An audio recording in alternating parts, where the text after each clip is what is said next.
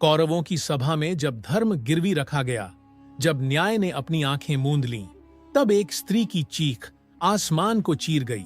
वहीं खड़ा था एक महान योद्धा, जिसने शब्दों के बाण से उसके आत्मसम्मान को छलनी कर दिया। पर आज वो ही योद्धा उसी स्त्री के चरणों में खड़ा है, पश्चाताप से कांपता हुआ, मौन से डूबा हुआ। यह सिर्फ संवाद नहीं, यह है न्याय बनाम अपराध बोध की आखिरी भेंट। यह है कर्ण और द्रौपदी का अंतिम मिलन। आप देख रहे हैं प्रिंस टाटावत ज्ञान। महाभारत केवल एक युद्ध नहीं था, वह भारतवर्ष की आत्मा पर अंकित सबसे गहरी और रक्त रंजित वेदना थी। उस महासमर की जड़ में नारी सम्मान पर हुआ एक ऐसा प्रहार था जिसे सदियां बीत गईं, परंतु स्मृति आज भी कराह उठती है। द्रौपदी का चीर हरण। कौरवों की सभा में धर्मराज युधिष्ठिर ने द्रौपदी को भी दांव पर रख दिया। शकुनी की छलना और दुर्योधन की अहंकार में डूबी जीत ने उस सभा को कलंकित कर दिया।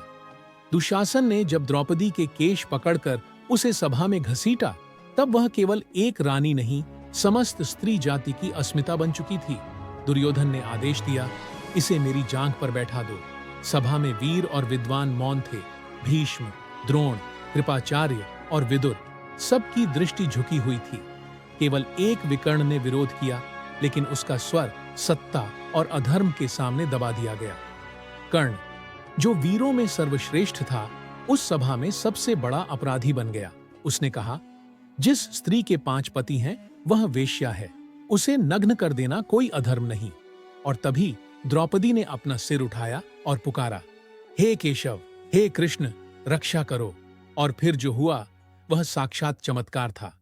कृष्ण ने द्रौपदी की लाज बचाई, उसके वस्त्र अंतहीन होते गए, दुशासन थक कर गिर पड़ा।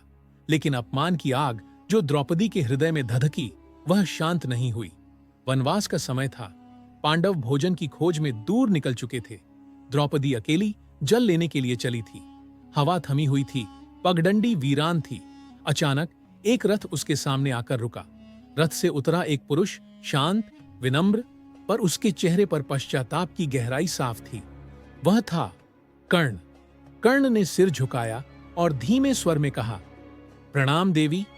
द्रौपदी का चेहरा ज्वालामुखी सा क्रोध से भर गया। मैं एक सूत पुत्र का प्रणाम स्वीकार नहीं करती। क्या तू ये भूल गया कि तूने मुझे वेश्या कहा था? इस वन में तेरी क्या हिम्मत है जो मेरे समक्ष आया? कर्ण बोला, देवी, मैं युद्ध नहीं, पश्चाताप लेकर आया हूं। मुझसे उस सभा में अपराध हुआ। मेरे शब्दों ने आपकी आत्मा को घायल किया। मैं आज क्षमा मांगने आया हूं, उसी जुबान को काट देने का प्रण लेकर जो अपशब्द बोली गई थी। द्रौपदी का चेहरा कठोर हुआ। उसने कहा, शब्दों के घाव कभी नहीं भरते सूतपुत्र। तेरी जुबान नहीं चाहिए मुझे, तेरे प्राण चाहिए। अगर तू सच्चा पश्चाताप चाहता है तो अपना शीश काट और इस मार्ग पर रख दे, ताकि मैं उसे ठोकर मारकर आगे बढ़ सकूं। कर्ण की आंखें नम थीं, पर स्वर स्थिर। देवी, मेरे प्राण अब मेरे नहीं, मैं उन्हें युवराज दुर्योधन को समर्पित कर चुका हूं। यदि अधिकार होता तो यह शीश अब तक आपके चरणों में पड़ा होता। द्रौपदी ने नजरें फेर लीं। कर्ण, तू अब कुलीनों जैसी भाषा बोलने लगा है।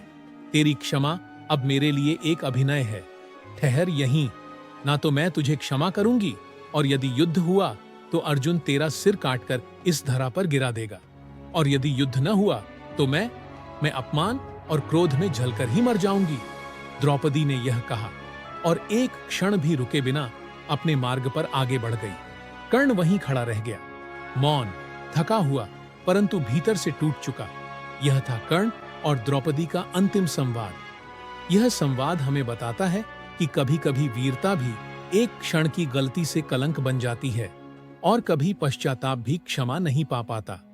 अगर आपको यह कथा भावनाओं को झकझोर देने वाली लगी हो, तो हमारे चैनल प्रिंस टाटावत ज्ञान को सब्सक्राइब करें, वीडियो को लाइक करें और कमेंट बॉक्स में जय श्री कृष्ण, राधे राधे जरूर लिखें।